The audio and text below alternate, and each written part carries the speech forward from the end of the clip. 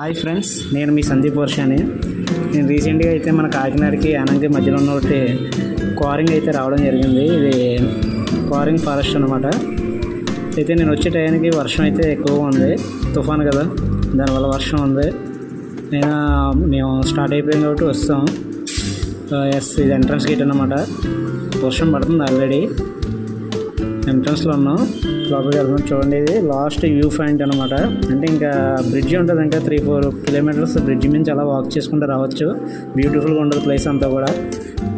కానీ వర్షం వల్ల ఇంక మేము అట్లా రాలేదు. ఇంకా ఫైనల్గా ఇక్కడికి వస్తాం. వ్యూ చూస్తున్నారు కదా, వర్షం అయితే ఎక్కువగానే ఉంది. వర్షానైనా తప్పదుగా వీడియో తీస్తున్నాను. ఈ వర్షానికి పక్కన సముద్రం అయితే ఎక్సలెంట్గా ఉంది. వ్యూ పాయింట్ అయితే మామూలుగా లేదు. ఇంకా వీడియోలు ఇలా పడింది, కానీ అక్కడ చూస్తే ఇంకా సూపర్గా ఉంది, మామూలుగా లేదు, చాలా ఎక్సలెంట్గా ఉంది.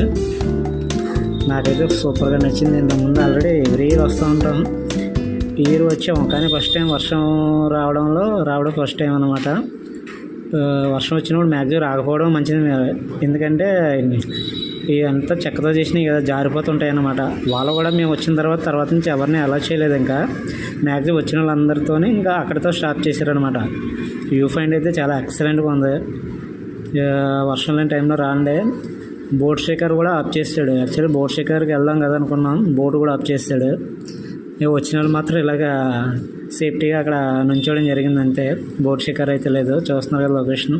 ఇదంతా బ్రిడ్జ్ సైడ్ ఉంటుంది అనమాట. ఇదంతా మామూలు మన చెక్క బ్రిడ్జి ఉంటాయి అనమాట.